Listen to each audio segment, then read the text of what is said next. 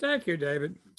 I'll read the newest poem that I've written, and then I'll read some old ones about motor scootering. This is from a pioneer to a Luddite. I was around in the early days of the internet and was usually ahead of the curve.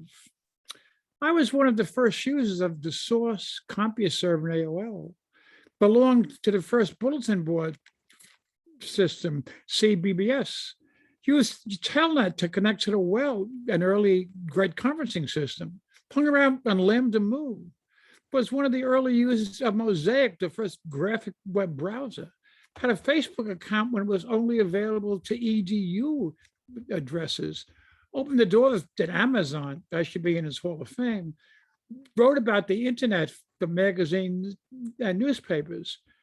Really, I should have been wearing the coonskin cap. But the other day, the friend asked me to read his new writings on Instagram and TikTok. I had to admit I don't use either. Don't text, rarely tweet, don't use Telegraph.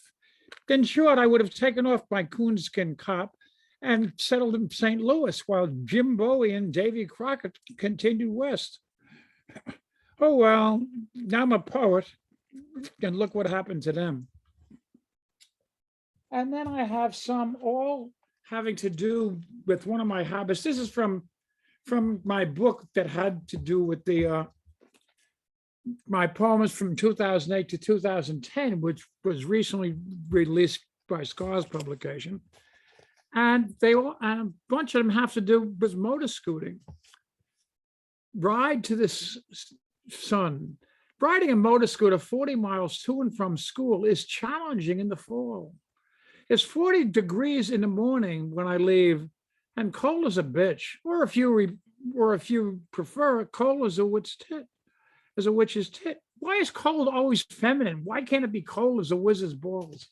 I bundle up, hood sweatshirt over the plain sweatshirt over t-shirt, all into motorcycle jacket. I will change into shirt and tie in the garage. Motorcycle boots keep the wind off my feet, and heavy gloves keep my hands almost warm.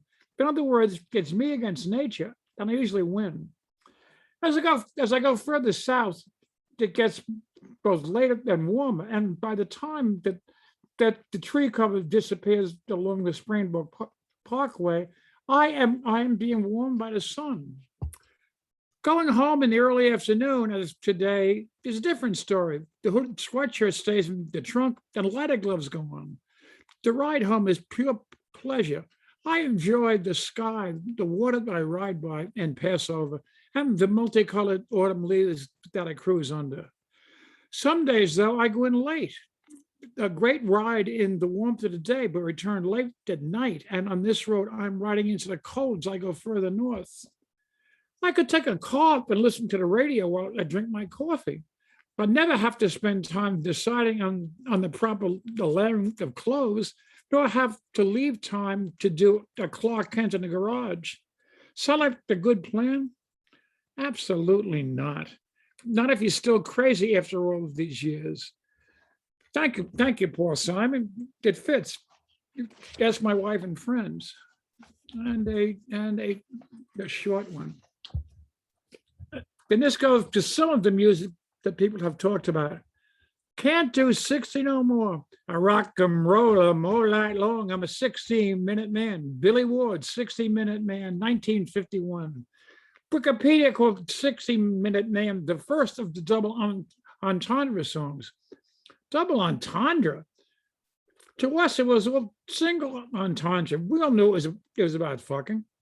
In 1955, the Dominoes, Billy Ward's group, was back with Can't Do 60 No More. That was before Viagra, a song about slowing down, wearing out, losing ability. It includes the line, please excuse the blown out fuse, but I can't do 60 no more.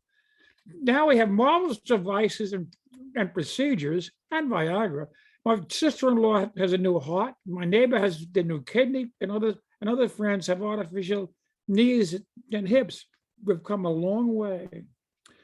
So riding to work on my motor scooter, I know I can still do 60. wait, I looked down at the speedometer. I'm doing 70. Thank you for putting up with me once again.